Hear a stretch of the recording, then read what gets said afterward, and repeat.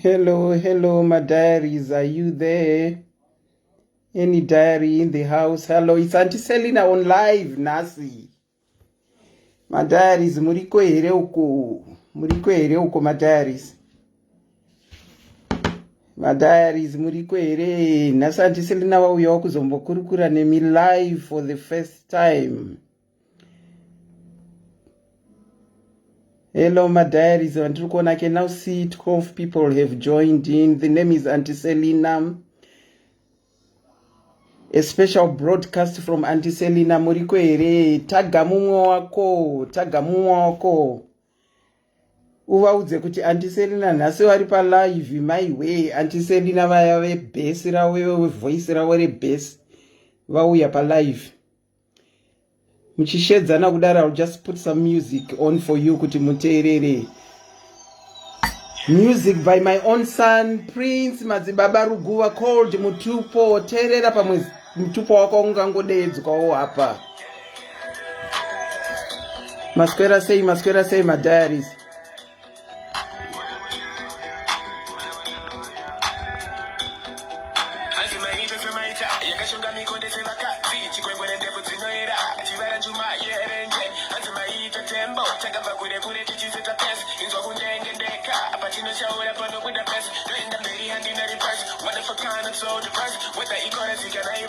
Makadini Fatima Umali, I see you. Wazanai Tumu. You say hi, Auntie Selina. Hi, Wazanai, how are you? Tendai Evidence. Hi, Auntie Selina. Hi. Auntie Selina very boss.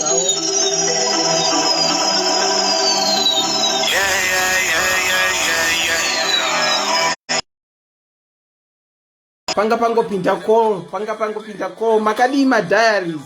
Abigail Tafuma, hi. Fari says it's nice to see you, Auntie. Nice to hear from you as well, Auntie. Auntie Fari. Makadi. I'm happy to see you, says Lulu Jalunga. Auntie Selina very right. Naso we have kuzongotandara nemi pano. Kathy Tauraimela says hello Kathy, how are you? Kwa muriko sei koko.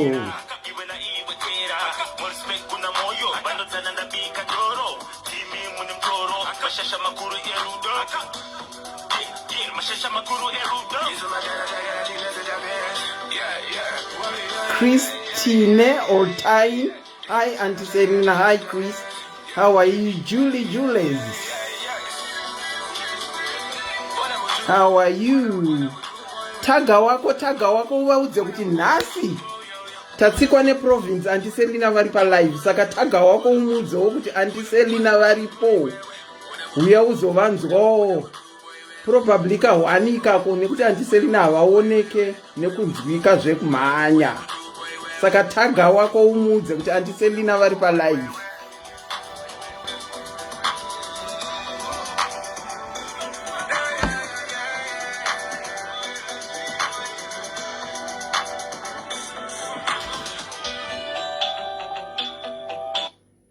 Alright, takamirira kuti vamwe vauye. Tirangokurukura kuti makadiko kumativi mana ose onyika. Ini nangu malanguages angu andinotaura Chishona nechirungu. Saka ndichange ndichitry kutaura nemi muchishona nhasi. Makadi Auntie Selina in the house. Hi Patricia Nyambo. Hi Kimberly Lawrence. My Nigel Esnati Muradzi. Makadiko, nice to see you, Auntie Selina. Nice to see you as well. Auntie Rati Mukondo, what are we cooking today? Auntie Selina is a cook as well. She loves her cooking. That is why you see maybe Auntie Rati wachibvunza kuti Auntie Selina murikubike. Auntie Selina anofarira kubika. Zvokufarira kubika zviya. Nhasi ndiri kubika ma pork chops. Ndo andiri kubika. Ndinotobika zvimwe zviya, ndaisimbobika zvimwe zviya zvekutoyepinda mutu ma-functions, but ne-age yandave I've since stopped kakubika, but pagrupu randiri rema-diaries vanongoona ndichikanda tufood twangu twandinenge ndabika ipapo. Ndaona Christine wataga wako Lorraine Mukundu waichabasa. Mauya Ndoro Fiona, I can see you. Tagai vamwe. tagai vamwe nhasi wakamisa Auntie Selina vanozovaona kupi tagai vamwe. Daddy Mpofu says hi Auntie Selina, hi, how are you? Nolin Chiangwa greets Auntie Selina as well. Auntie Selina vari bobo. Auntie Selina munhu anozvifarira zvake. Auntie Selina munhu anoda vanhu, kuda vanhu zvokuda vanhu nemoyo wese. That's Auntie Selina for you.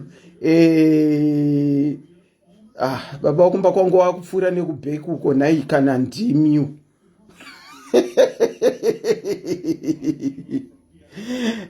Privilege kadonzvo hanzi uya uone Auntie Selina varipo. Auntie Selina mukadzi wechikuru ane 2 grown up children, 2 grown up boys. Auntie Selina vanondiziva munhu anoda vanhu, munhu anoda kuita reach out to people. And Sisimeli pao katanga Sisimeli's diaries pao ndakangoklika nawo ne vibe yavakanga vakufamba nayo kuti iyi ndiyo vibe yangu chaiyo. Ndosaka ndakabatana na Auntie Selina. Auntie Selina is an admin and the only Auntie Selina pa Sisimeli's diaries. Teganai kani mudoti wamawazonzwa chimunya here musadaro asikana. Udza mumwako audze mumwako kuti yo uya uzovaona Auntie Selina vaya vebhesi.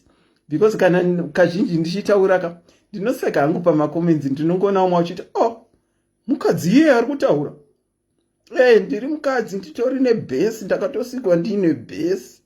Zvino rangu handigone kurichinja kuti riite kazwike chikadzi ndoritori rangu irori. Zvenyi Auntie Patricia Nyambo Gilbert akupfuurawo nekuseruka, asi ndamuudza kuti ndiri pa ndiri pa live. Gilbert haanzwe chaizvo, ndichamushedzera cheusiku kuno uku. Ndichamushedzera cheusi. Anyway, vamwe vanozochinzwa chachimunya. Auntie Selina havasi kugarisa pano. Hello Brenda Sibanda, how are you? Chuma Catherine, how are you? Anzi Gidza the Gilbert, I'm not more than wachifura kumashuro. Gilbert ati ve kumashuro. Nice to see you Auntie Selina. That is Georgina Joa. Okay, Auntie Selina vanakuya kuzogarisa stereki. Vauya kuzoclarify something. Pa Auntie Melly's diaries pane ma-admins. Zvatine ma-admins kudaro. Inini ndinoitwa Selina Ruguva Mid. Ndo zita rangu. Ndiri admin pa Sisimeli's diaries.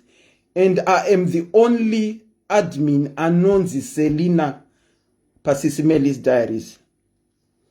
Zvandiri admin kudaro.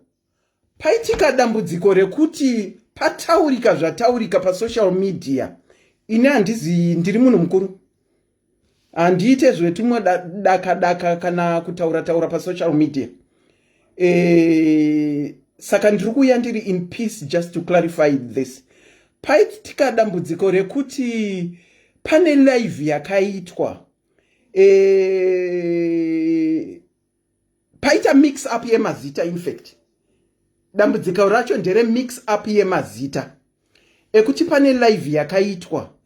Ikanzi ikanzi Selina Makombe, iri zita ndinotaura nekuti izita rakataurwa pa live iyoyo. Ikanzi Selina Makombe akataura zvaakataura here, kana kuti akatumira nyaya dzaakatumira here kuna wakatumira. Ikaita senge kuita kunge makuwa. And then mukutaurika kwacho kwazvaita kwataurwa kunzi Selina Makombe admin wekuSisimeli's diaries. Kuma admin ekuSisimeli's diaries hakuna Selina Makombe, kuna Selina Ruguva anova ndiye uno ari kutaura uno uyu. Pama comment section I think ndo pazoita problem yakanyanya nekuti pabuda zita rekunzi Selina. Vazhinji vafungira kuti ndi Selina uno Ruguva anova admin wekuSisimeli's diaries. Ndo mafungiro aita vanhu. tinenge tisingadi kuzikanwa zvamunoona, ndosaka tichiita zvinhu zviri kubackground. Asi ndangouya kuti ndiclarify mix up yacho yakaitika mukufamba kwemacomments. Vamwe vakagoti ndiye Selina uya anombocontributa here achiita zibhesi, vamwe vakati ndiye, vamwe vakati inini akatobva azondidaiwo, achitobva azondidaiwo. Zvanga zvichitaurika, but zvanga zviri kutaurika kumacomments. Zvinova zvaita kuti vanhu vakahadzike kuti antiselina chaiwo kudaro. Saka ndauya kuti ndizo rectify mix up iyi, kuti live kune vakaona live yaitaurwa Selina yakanzi Selina Makombe number 1. Yanzi Selina Makombe yakazongoresheka pakuti admin wekudiaries. Selina Makombe ina handitomuziviwo, haazi admin wekudiaries. Pama admins ekudiaries kune only one Selina. And kana ndichiuya pa diaries ndinouza zita rekuti Selina Rugs, which is Ruguva. Saka I just want to clarify, you have only got one Selina, and this is the Selina that is talking, and this is the Selina who is an admin pa Sisi Meli's diaries. I distance myself from Selina Makombe. I don't know her. Whether she exists or not, to say the truth, I don't know. Nekuti handisi munhu wokumbotsvaka kuti ariko here Selina Makombe wacho, handina kana kutombomutsvaka. Saka inini ndini Selina Rugs, Selina Ruguva, popularly known as Mother Diaries or Selina Ruguva. So I thought I would just come and clarify this to all my diaries. When you bring your stories to my admins, when you bring your stories to Auntie Selina, know that Auntie Selina will keep it in private. You will never hear it anyway. I've got so many stories that I'm dealing with ku background. So many stories, so many people that I talk to. And even WhatsApp group, Rantiri Kunoku UK, those that know me as a person who reaches out, who loves talking to people, who has concern for other people. Saka kana vakunzwa kuti Auntie Selina ndo zvavari kuita izvi, vakambovaudzawo nyaya, vakambondiudzawo nyaya dzavo, then zvinotinetsei. Kune vachangopinda iko zvino, I welcome you. My name is Auntie Selina, and inini ndinonzi Selina Ruguva.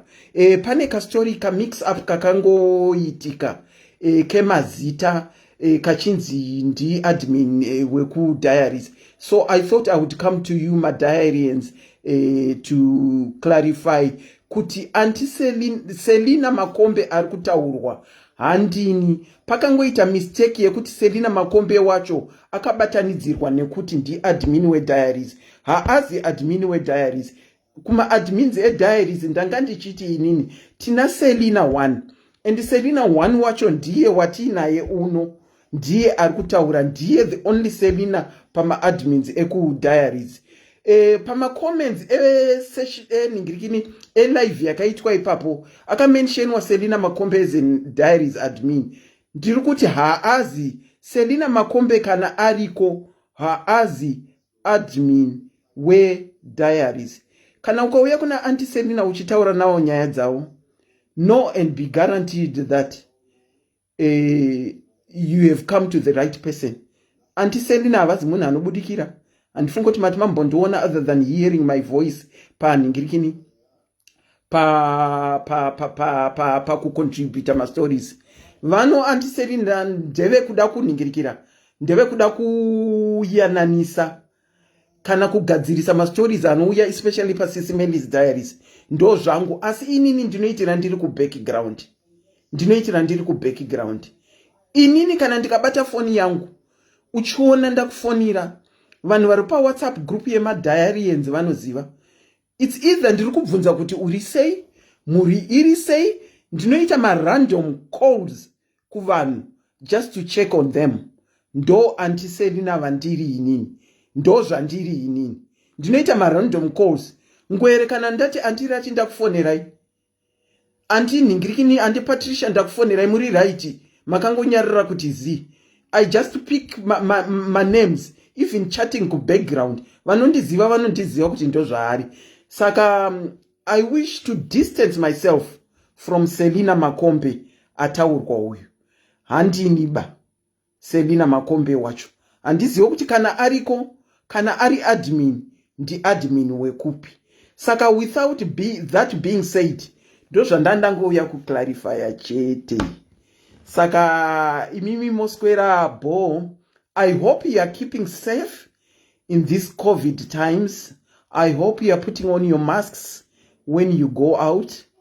I hope hamusikufambirana muchingoita unnecessary visits at this time of COVID hazviencouragwe izvozvo and I hope muchave nezuva rakanaka ripere zvakanaka andiselina vanga vangouya kuti vazoonesana nemi kuti haiwa musakahadzike andiselina vari kutaurwa kunze uku antiselina ivavoba antiselina Makombe handimuzivi inini ndinoitwa Selina Ruguva munhu auya akanditurira nyaya yanga ane concern because munhu anganditaurirawo nyaya yake asi ndamuarrest ashuwa kuti haiwa kwete handizirini ina handiite zvekutaura mazita evanhu kana ndaunzwa nyaya handiite zvekufambira kuna nhingi kuti ndinotaura kana kupa evidence twakadai and anyway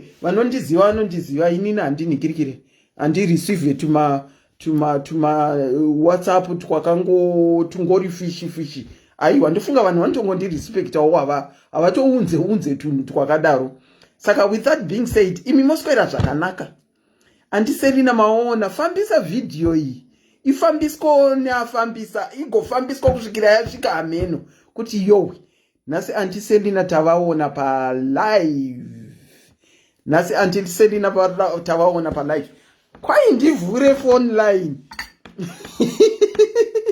zvino ndinozvigona here ifirst live yangu kuuya palive weduwe ina handizvigone Melody Nicole, you haven't received a call from me. Are you in the WhatsApp group, Melody Nicole? Kana usati waireceiver? Sorry. Asiona imelody. Kunongobata phone. Iwe unoziva kuti antiselina varipo pagroup. Kuiwe unongobata phone kufona kuti naye antiselina makadini zvenyu. Melody Nicole. Ndinotsvaga namba yako. Ndikaiwana kana iri right name ndinokupa call asi ndikaishaya ndakura zvinondinetsa zvokuconnecta mazita nenhingirikini hanzi namuyera soko potai muchiya palive antiselina well I will consider it but inini ndiri munhu wekuseri zvandiri munhu wekuseri zviya ndinenge ndichida kunhingirikira ndinenge ndichida kugara ndiri kuseri hangu ndakangonyarana ndongouya nevoice rangu panhingirikini palive zvino ndikanzivhurai macall zvokwadika I've got another phone but handizive namba yacho kuti inonzi chii zvinoda ndakagadzirira I think ndichauya neimwe live tombonyatsotaura tichinyatsoseka ndovhura mafoni but kune vanenge vachida kubata antiselina one of the admins feel free kana usina namba dzangu kungotaurawo kana kuti hello antiselina kungotaurawo kana nyaya yako sekutaura kunoita kuna sisi meluku kungondimhoresawo zvinonakidza kumhoreswa wedu feel free to call me on +44 79 460 73586. I would appreciate as I'm calling out the number for someone to write the number mu comment section. Feel free just like kungondi senderawo WhatsApp group kungondichekawo zvamunoona ndotodawo kuchekawo ndino repeat number yangu futi +44 79 460 73586. Zvinonakidzawo mukandikola. I can tell you ndisandauya palive panapa ndakolwa nemumwe mudhayari ari kuSouth Africa ne live video. Zvinongonakidza kuti antiselina muriko here live video munhu ari kuSouth Africa kungondikolawo saka ndikoleyo panhamba iyi ndoda kuchekwawo kuti ndiri right here. Mukange mapota muchindicheka neni ndinokucheka. Iwo Melody Nicole, I'm coming after you. Get ready to speak to Auntie Selina. Pane chimwe chamuda kuti titaure here wedu? Pane chimwe chamuda kuti titaure? Kana kuti Auntie Selina wendawo? Ndikaona mukana ndichanyatsouya pasiri pekuclarifya zvinhu. Ndonyatsouya tombonyatsotandara. Kana kuti ndichauya kuzombobika. Ndikaona magatsi ekuzombobika, ndinouya kuzombobika. I love cooking. I love experimenting kubika. Saka ndichataura na Sisimeli ndombouya kuti tizombobika tiri pa live. Maitanya hanzi ndafara ndakuonai. It's nice to hear from you as well. Hanzi na Sandra Mushawatu. Muri munhu akadzikama. Waita hako Sandra. Thank you so much. It's nice to hear such comments from people, handiti. Zvakangonaka kunzwa macomments akadai from people. And to say the truth, I'm so proud to be connected to Sisimeli. You know why? Semunhu wechikuru, as I said, kuti pandakangona vauya neimwe vibe yavakauya nayo vachifoma Sisimeli's Diaries, ndo pandakajoina.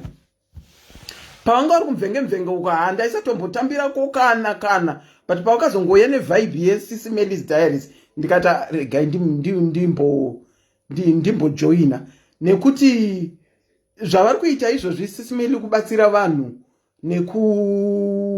nekumhanya ka. I said to her, Sisimeli, I saw you in me nekuuya kwamakaita neSisimeli's Diaries. That is why I decided to come aboard kuningirikira kuti ndiuye. Hanzi Julius Auntie Selina imbouya mumbodzidzisa. Ndichapota ndichidzoka. Ndiri kuona support yenyu pama diaries apa kuti Auntie Selina imbopota muchidzoka. Saka ndichatsvagawo kaslot kangu kandinongouya kuti tizotamba rumbi mwakutuya. Thank you so much.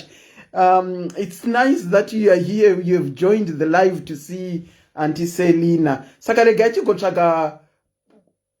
tigotsvaga program yekuti Auntie Selina vanopota vachiuya vachiita. Asi tombotanga tanyatsofungisisa. Asi kungouya probably nchiti hai makadi tingowirirana tichitamba izvo. That I would like to do. And I think ndapedza clarification yangu. Vachangopinda, I was just trying to clarify zita rangu parakapinzwa as an admin imwe live yakaitika pa social media ichinzi Selina Makombe. I've just come to clarify kuti handini Selina Makombe. Handini Selina ane besi uya, asi handini Selina Makombe. Ende ku diaries hakuna admin anonzi Selina Makombe. Kune the one and only Auntie Selina vano. Oh, ask Auntie, please do an Ask Auntie Selina show. Oh, Christine, Ask Auntie Selina show. Alright. Chataura na Sisimeli. Tinzwa kuti vanotipa here slot yekuti tite Ask Auntie Selina show pa show yao. Maikuda mazileba, how are you out there? Wedwe, mochindisiya ndiende hanguka. Ndoenda hanguka. Imoita zvamuri kuita izvozvo. I think clarify tanzwanana kuti ukauya kuma admin ese eku diaries, even asiri inini, be rest assured that your story will be kept confidential. I repeat it. Mukauya ninyaya dzenyu kuma admins ese Sisimeli's Diaries, hatina kuwandaba. Hanzi na Vanessa Mutoli, the agony aunt. Oh, thank you for that, Vanessa. Hatina kuwanda. Asima admins acho aripo iwayo. We will keep your story in private. Tinongo deliberate pamu admin. Not all stories, but kana munhu achida help yekuti tibatanidze musoro isema admins kuti toyemepa way forward ne a particular story say, ndo patino discuss a story, but not all stories are discussed amongst us admins. Saka if you come to Sisimeli's admins, you are coming to the right place. Vamwe vedu tiri vanhu vakuru, maadmin asisi vomumeni, tiri vanhu vakuru stereki. Whilst I say that, pana anokwanisa kugesa age yangu kuti age ipi. Sorry. Kuti ndikurakidze kuti ndiri munhu mukuru sei. Ndiri munhu mukuru. Saka izvozvo ndosaka ndiri hesitant kuuya pa social media. Someone says, finally got to see the face behind the voice. I like most Pama Diaries. Juliet Fola, thank you so much. This is the first. Munyaradzi Sean Dzepete. Munyaradzi Sean Dzepete kwidza makore mbichana pane age yawataura Munyaradzi kwidza makore ndiyo age yangu iyoyo. Mukaziva age yataurwa namunyaradzi Dzepete mukangoti kwidzei mbichana ndiyo age yangu iyoyo. Saka ndamunhu mukuru wedu haiwa zvemadaka nekutaura pa social media. Hai, andiserina handi zvavo, asi sezvamataura ndichakonsidha kuti ndingopiwawo kasloti kangu naSisimeli timbongouya tichifara tichikurukura saAntiSimi's Diaries. Tinogona kuuya rimwe zuva tichibika, togona kungouya rimwe zuva tichiita zveuagony anti, ndozvotoita. Saka I shall love you and leave you my diaries. I hope to clarify kuti handivo Antiselina Makombe vaitaurwa. Best voice rakaiswa ipapo, asi rakaiswa pa wrong place and the wrong body as well. Saka I'll leave you and love you. Take care until tomorrow when we meet again pa Sisimeli's Diaries. I wish everyone a good day. I hope you take care of yourselves. Continue looking after yourselves in this COVID. Wear your masks and sanitize. I will leave you and love you. Love you all from Auntie Selina. Bye.